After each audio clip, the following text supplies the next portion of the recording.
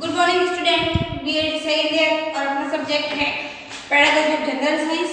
इसमें हम यूनिट 3 पढ़ रहे हैं। यूनिट 3 का जो टॉपिक था अपना वो था कल का जो संकलित शिक्षा कार्यक्रम है उसके स्वरूप के बारे में बताया था, जिसमें मैंने आपको बताया था कि शिक्षा के अंदर क्या क्या गुण होने चाहिए, किस किस जैसे योग्यता संबंधी, उसकी सकारात्मक सोच, वैज्ञानिक दृष्टिकोण, इस प्रकार के जो गुण होंगे वो विकास शिक्षक तभी कर सकेगा जब उसके अंदर गुण होंगे तो बालकों के अंदर उस गुणों का संचार करेगा। और इसके अंदर मैंने आपको ये भी बताया था कि जो संकलित शिक्षा कार्यक्रम है उस कार्यक्रम को हमने 3 भागों में बांटा था कि संकलित शिक्षा कार्यक्रम है उसके 3 पार्ट किए गए हैं, जिसमें फर्स्ट पार्ट था आधार कार्यक्रम, आधार शैक्षिक कार्यक्रम या आधार कार्यक्रम, दूसरा विषय वस्तु कार्यक्रम और तीसरा प्रायोगिक कार्यक्रम।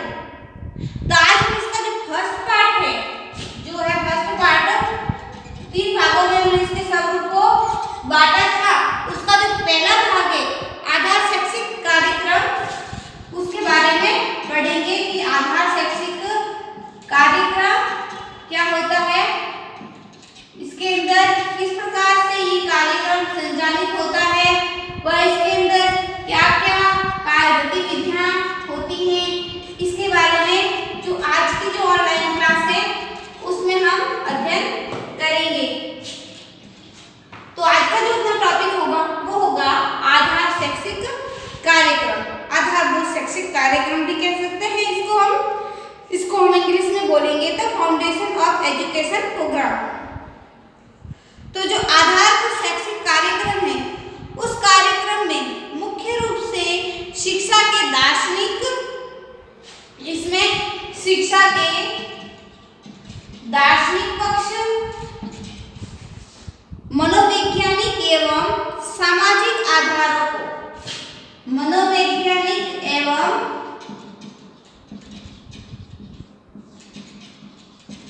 सामाजिक आधार से उनको सम्मिलित किया गया है। इसके अंदर जो आधारभूत शैक्षिक कार्यक्रम है उनमें जो दार्शनिक शिक्षा के जो दार्शनिक पक्ष हैं, मनोवैज्ञानिक पक्ष हैं और सामाजिक आधार है, उन आधारों को समाहित किया गया है। जो आधार शैक्षिक कार्यक्रम है उसके अंदर दार्शनिक, मनोवैज्ञानिक एवं सामाजिक आधारों को अंदर समाहित किया गया है। इन विषयों को इसमें महत्ता दी गई है, इन टॉपिकों को इसमें महत्ता प्रदान की गई है। एक शिक्षक के लिए इन तीनों पक्षों से परिचित होना अनिवार्य है। तीनों पक्ष जैसे दार्शनिक, तीनों पक्ष के अंदर सबसे पहले दार्शनिक, दूसरा मनोवैज्ञानिक और तीसरा है जो सामाजिक आधार, सामाजिक आधार। इसका पहला दार्शनिक, दूसरा मनोवैज्ञानिक और तीसरा सामाजिक आधार।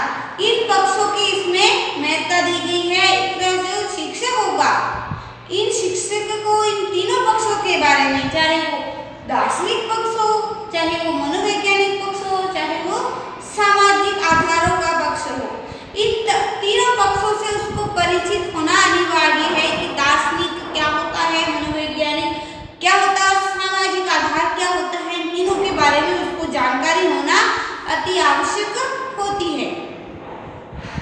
शिक्षा के आधारों का ज्ञान भावी शिक्षक को प्रदान करने का प्रमुख कारण यह है जो शिक्षा के जो ये आधार है, दार्शनिक आधार, मनोवैज्ञानिक आधार, सामाजिक आधार, इनको हम जो प्रशिक्षण करते हैं यानी ट्रेनिंग लेवल पे जो हम दूसरे शिक्षक तैयार करते हैं, भावी शिक्षक तैयार करते हैं, भावी शिक्षकों का निर्माण करते हैं, तो उनको पहले ट्रेन किया जाता है। तो उनको जो ये ज्ञान प्रदान कर रहे हैं, जो सामाजिक, दार्शनिक और जो मनोवैज्ञानिक ज्ञान है वो हम ज्ञान प्रदान कर रहे हैं। इसका कारण ये है कि जो भावी शिक्षक है उनमें दार्शनिक, मनोवैज्ञानिक और सामाजिक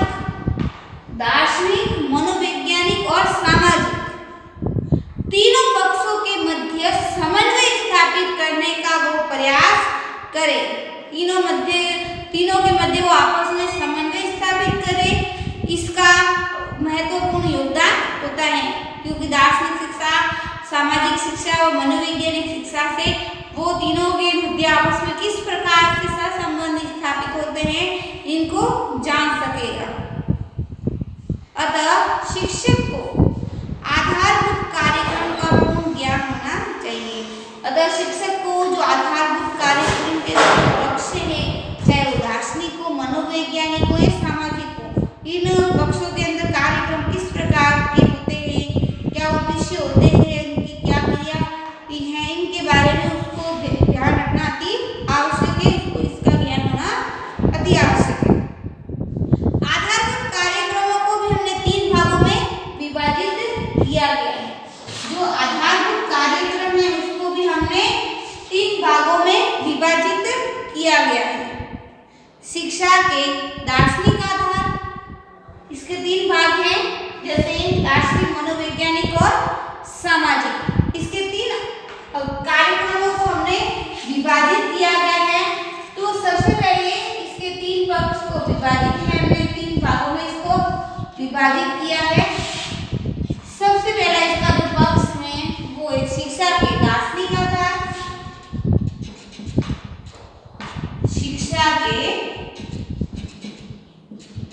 दार्शनिक आधार,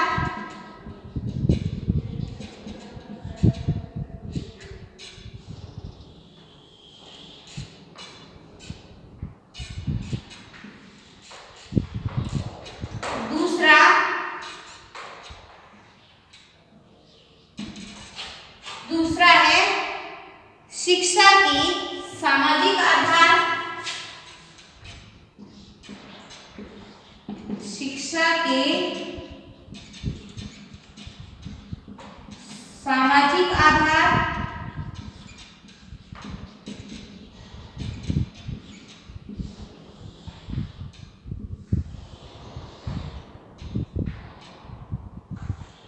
और तीसरा है शिक्षा के मनोवैज्ञानिक आधार।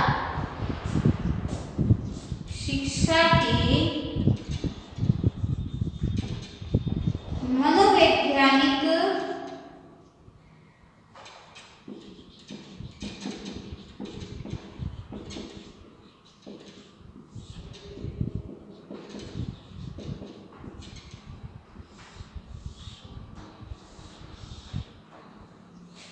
शिक्षा के सबसे पहले दार्शनिक आधार, दूसरा शिक्षा के सामाजिक आधार और थर्ड है शिक्षा के मनोवैज्ञानिक आधार। जो हम पहला शैक्षिक कार्यक्रम का स्वरूप पढ़ रहे हैं उसके बाकी भागों को में विभाजित किया था हमने। आधार कार्यक्रम या आधारभूत कार्यक्रम, आधार शैक्षिक कार्यक्रम इसका नाम हम कह सकते हैं। दूसरा है विषय वस्तु कार्यक्रम, तीसरा है प्रायोगिक कार्यक्रम। तो जिसका हम पहला आधार शैक्षिक कार्यक्रम में वर्णन कर रहे हैं, जिसके लिए हमने 3 भाग बताया है, शिक्षा के दार्शनिक आधार, शिक्षा के सामाजिक आधार और शिक्षा के मनोवैज्ञानिक आधार। 3 भागों में इसको भी हमने विभक्त किया है। तो सबसे पहले हम पढ़ेंगे कि शिक्षा का जो दार्शनिक आधार है वो क्या होता है। साइकोलॉजी जो दार्शनिक है उसके अंदर दर्शन संबंधी कार्यक्रम में शिक्षा के दार्शनिक आधारों को ज्ञान भावी शिक्षक को प्रदान किया जाता है। इसके अंदर जो दर्शन संबंधी, जो भी दर्शन संबंधी यानी शिक्षा के अंदर जो अलग अलग वैज्ञानिक ने अलग अलग अपने जो मत दिए हैं दार्शनिक तरीके से, उन मतों को यहाँ वर्णित किया गया है, इसके अंदर समाहित किया गया है। इसमें इस दार्शनिक आधार को लेकर भावी शिक्षक को ज्ञान प्रदान किया जाता है, क्योंकि शिक्षा को दर्शन का घनिष्ठ संबंध है। शिक्षा और दर्शन का अपने आप में एक घनिष्ठ संबंध होता है। शिक्षा एवं दर्शन को एक ही सिक्के के 2 पहलू के नाम से जानते हैं, यानी एक दूसरे को शिक्षा और दर्शन को सहसंबंध स्थापित किया गया है। बीच में शिक्षा व दर्शन के मध्य सहसंबंध स्थापित माना। एक ही सिक्के के दो पहलू है, बिना शिक्षा के दर्शन नहीं हो सकता, दर्शन के बिना शिक्षा नहीं हो सकती। इन दोनों का आपस में सहसंबंध स्थापित किया गया, इसलिए इसको एक ही सिक्के के 2 पहलू के रूप में जानते हैं, जिन्हें एक दूसरे से हम अलग नहीं कर सकते हैं। दूसरा है शिक्षा के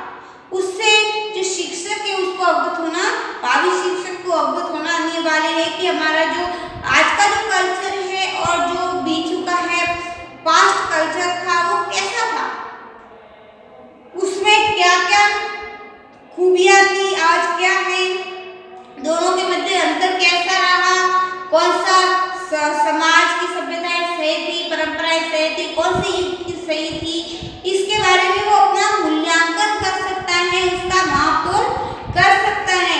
तो इसके अंदर भारत की जो भारतीय समाज की जो प्राचीन व्यवस्थाएं सूचनाएं हैं उनका अध्ययन करना अति आवश्यक है, जो भावी शिक्षक को प्राचीन सभ्यता से अवगत करवाएगा। वर्तमान समय में सामाजिक मूल्यों के संदर्भ में भी एक शिक्षक को ज्ञान होना चाहिए। वर्तमान का जो सामाजिक मूल्य है, जो धरोहर है सामाजिक मूल्य, उसका भी ध्यान होना उसको अति आवश्यक है कि समाज के अंदर उसका क्या कर्तव्य है, क्या उसकी भूमिका रहती है, वो एक समाज प्राणी है। क्योंकि अरस्तु ने ये भी कहा था कि व्यक्ति जो समाज में नहीं रहता, या तो वो देवता हो सकता है या फिर वो पशु होगा। इसलिए व्यक्ति का सर्वांगीण विकास तभी हो सकता है जब वो अपने समाज के साथ रहेगा, समाज की परंपराओं को जानेगा, समाज के प्रति अपने कर्तव्य को अदा करेगा, समाज के प्रति दायित्व को निभाएगा। समाज के जो मूल्य हैं एवं जो परंपराओं का ज्ञान भी भावी शिक्षक को होना चाहिए।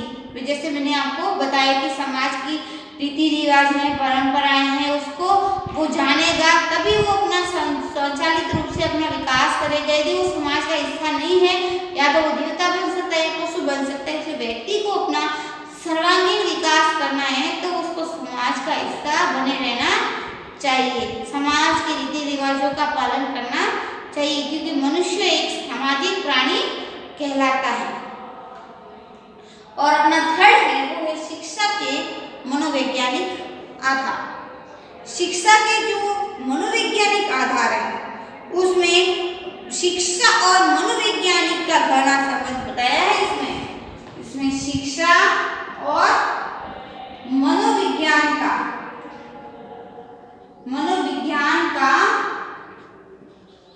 घनिष्ठ संबंध बताया गया। शिक्षा के बिना मनोविज्ञान नहीं होता, मनोविज्ञान के बिना शिक्षा नहीं, यानी शिक्षा मनोविज्ञान, इसको हम नाम दे सकते हैं शिक्षा मनोविज्ञान। बालक के अकॉर्डिंग बालक की समस्त जैसे उसकी शैशवाकाल से लेकर जो किशोरावस्था उसकी समस्त जो स्टेप होते हैं विकास के, उसको पढ़कर उसको शिक्षा देना, बालक की गतिविधियों को देखकर उसकी जिज्ञासाओं को देखकर उसको शिक्षा प्रदान करना। तो शिक्षा मनोविज्ञान दोनों ही एक दूसरे का घनिष्ठ संबंध है।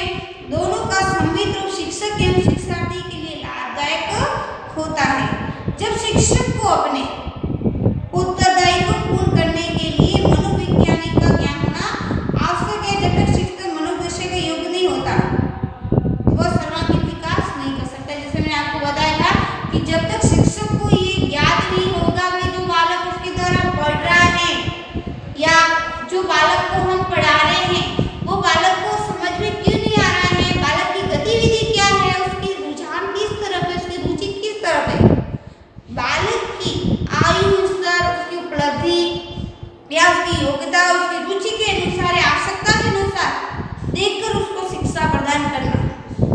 यदि शिक्षक को उसकी बालक की जो मनोदशा है उसके बारे में अवगत नहीं है तो वो शिक्षक शिक्षण कार्य सफल नहीं हो सकता। इसलिए शिक्षक को मनोविज्ञान तरीके से बालक की गतिविधियों का अवलोकन करके उसको शिक्षण कार्य करवाएगा, तभी वो शिक्षण है वो प्रभावकारी बना रहेगा। जैसे हम बोलते हैं बाल मनोविज्ञान, जिसमें बालक के अकॉर्डिंग बाल केंद्रित पाठ्यक्रम बनाया गया है कि बालक को शिक्षण कार्य के प्रति हम रुचि किस प्रकार से, शिक्षण के प्रति रुचि किस प्रकार से जागृत कर सकते हैं, उसके मन में किस प्रकार से इस विषय वस्तु के प्रति जिज्ञासा उत्पन्न कर सकते हैं, कौन सी शिक्षण विधियां अपनाएंगे, उन शिक्षण विधियों को प्रयोग करके हम बालक को शिक्षा प्रदान करेंगे, तभी बालक वो जो अपना शिक्षण कार्य होगा वो प्रभावी शिक्षण होगा। यदि हम बालक की मनोवृत्ति को नहीं जानते, उसको पढ़ा रहे लेकिन उसको कुछ नहीं पढ़ रहा है, उसको समझ में नहीं आ रहा है, तो हमारा शिक्षण है वो अधूरा रहेगा। यदि बालक को हमारा शिक्षण कार्य सही तरीके से अपने को शिक्षण कार्य करवाना है तो बालक की मनोवृत्ति को जानना अति आवश्यक है। तो जो आज की जो ऑनलाइन क्लास है वो यही खत्म होती है। आप सभी को ध्यान से सुनने सुनने के लिए धन्यवाद। कल हम इसका जो नेक्स्ट टॉपिक है, दूसरा जो टॉपिक है अपना, वो है विषय वस्तु कार्यक्रम, उसके बारे में पढ़ेंगे। आज का जो ऑनलाइन क्लास था उसमें मैंने आपको शिक्षा के जो आधार शैक्षिक कार्यक्रम है, सकल शिक्षक शिक्षा के पहला जो पार्ट था, 3 पार्टों का वर्णन किया है। आधार शैक्षिक कार्यक्रम, विषय वस्तु और पारिवारिक कार्यक्रम, जिसमें पहला पार्ट है आधार शैक्षिक कार्यक्रम, उसके बारे में बताया, जिसमें भी 3 पार्ट बताए हैं कि शिक्षा के दार्शनिक आधार पढ़े, शिक्षा के सामाजिक आधार और शिक्षा के मनोवैज्ञानिक आधारों को हमने पढ़ा। कल इसके जो विषय वस्तु संबंधी कार्यक्रम है उसके बारे में पढ़ेंगे। आज के लिए इतना ही। Thank you.